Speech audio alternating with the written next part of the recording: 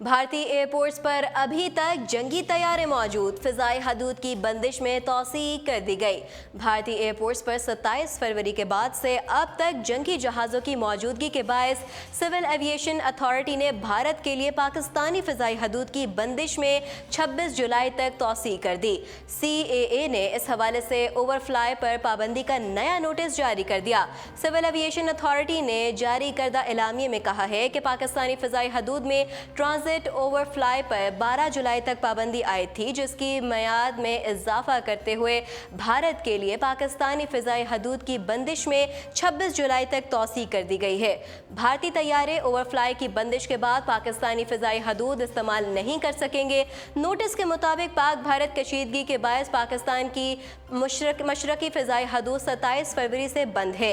पाकिस्तानी फिजाई हदूद में ट्रांजिट और ओवरफ्लाई नए हुक्मनामे तक बंद रहेंगी।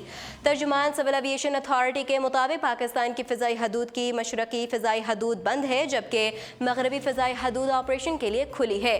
वाज़ेह रहे कि फरवरी 2019 में होने वाली पुलवामा में भारतीय फौज की बस पर खुदकश हमला के बाद 44 भारतीय फौजियों की हलाकत के बाद पर पैदा होने वाली कशीदगी के बाद पाकिस्तान ने भारत के लिए अपनी फ़िज़ाई हदूद बंद कर दी थी, जिसके बायस भारतीय फ़िज़ाई कंपनियों को रोज़ाना करोड़ों रुपए के नुकसान का सामना करना पड़ रहा है।